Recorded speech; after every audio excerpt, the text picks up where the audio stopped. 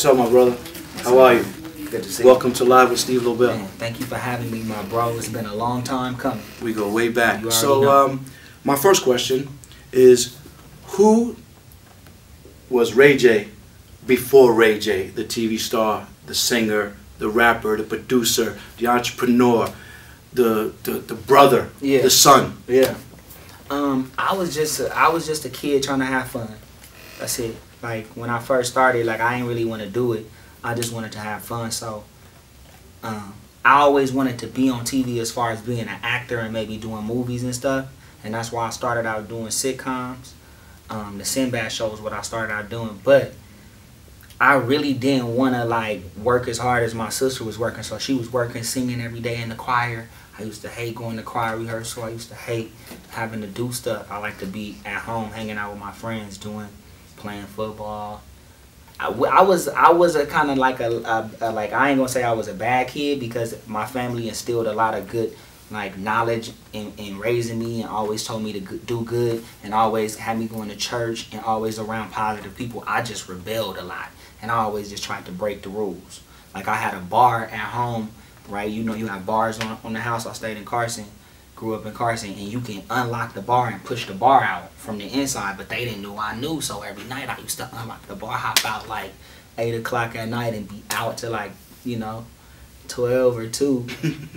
And so, you know what I'm saying, I'm 13 at the time, so that was me. Like when Death Row was out, and Suge Knight was popping when they first started popping, and Snoop, that's my cousin, like Snoop used to come pick me up in an old school Cherokee, him and Dad's. I used to jump in the back seat and hide. And I used to tell my dad I'm about to go down the street and do my homework. So I used to take my backpack with me. And we used to go all the way up to Can-Am. I used to stay up there all day and come back lit. Right, you were around Pac days and the Outlaws until I got, Pac, Snoop, everybody. Like even on the East Coast with Big and with Moesha. Big came out for the party at Moesha and we had fun, hung out after that. So yeah, I done seen the 90s wave, the 2000 wave, and now, right now, to where we at. Right. You know what I'm saying? So it's just been a blessing to even just be talked about because it didn't start like that for me. Like, I pay all homage to my family, to Brandy, for just putting me in the game. Right. So before Ray J, you were just a young kid, wanted to have fun, wanted to be on TV, and just, get in trouble. That's what a normal, typical kid. I ain't gonna say I was hanging with the wrong crowd, but the crowd was definitely wrong. Right.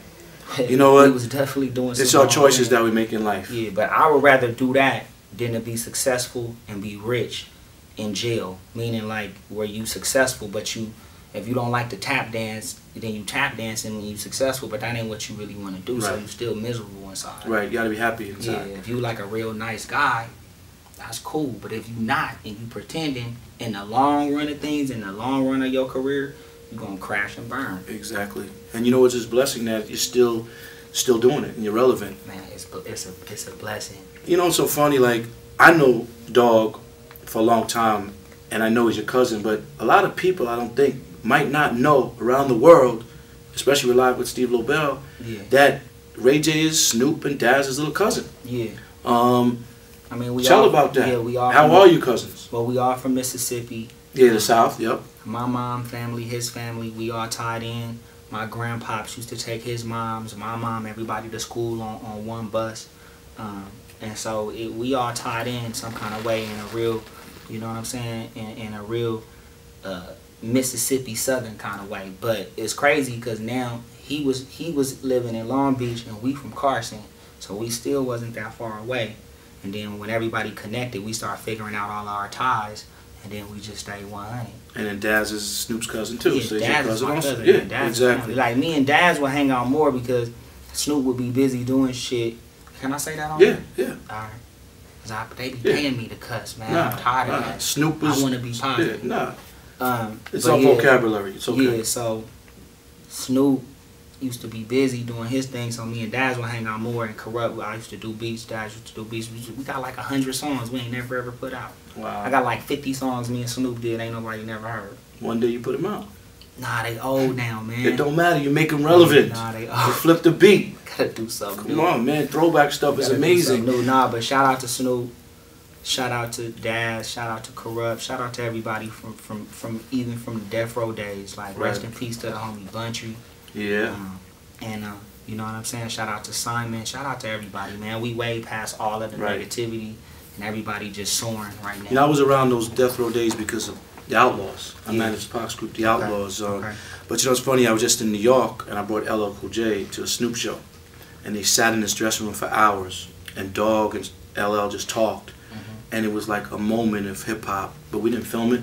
It was just amazing to see that. So. That's great that, you know, you're part of, you know, hip hop history. You made a lot of hit records. Man, I ain't made that many hits. You made some hits, man. I made a few. Okay, but you know what? A lot of people never get to even make a hit. A lot of people never able to even walk in the studio and have talent. Yeah. Make a hit.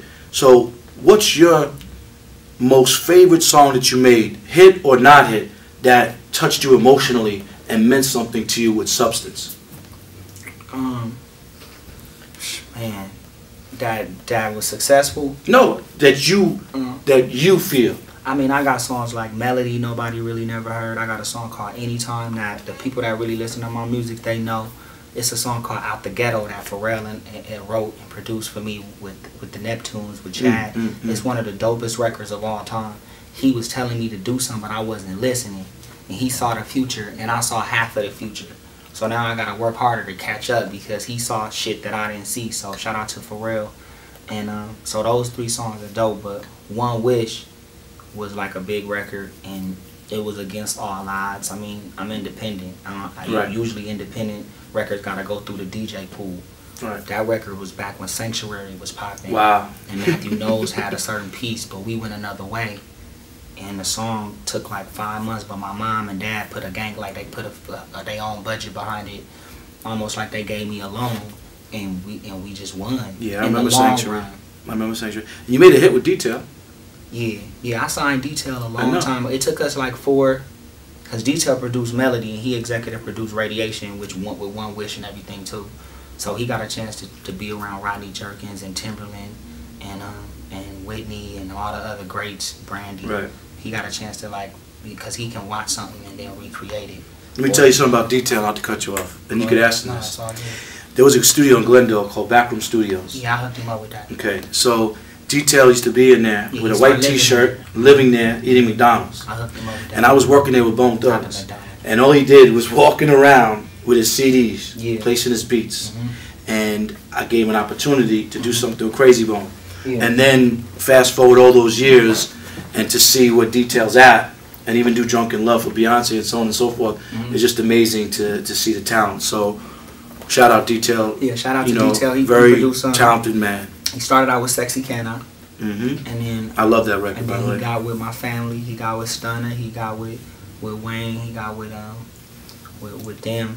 And then, you know, Wayne and him got in the studio and started going insane. Yeah.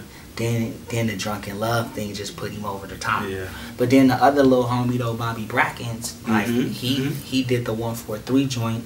Everybody didn't understand the angle. Then he came back and wrote I Hit It First for me. People think I wrote it. And then he co-wrote on Loyal with the homie Chris Brown, and he did that song I Love to Get On. Yeah, he's a very talented guy. I met him through Artist Man. Yeah. Bobby from the Bay Area, very, very talented kid. So I'm 2 for 2. Then the homie Peso, that's the little homie. That's your producer. He produced Don't Drop That Dun Dun Dun. Then we did the Fanatics deal. Right, exactly. We did the Fanatics deal. So people don't understand the grind. They think we pulling up strong. Right. You know what I'm saying? On just, you know, what they see. But we got a lot of side deals that we successful off of and that we eating off of. Right, exactly. You know, we're staying relevant.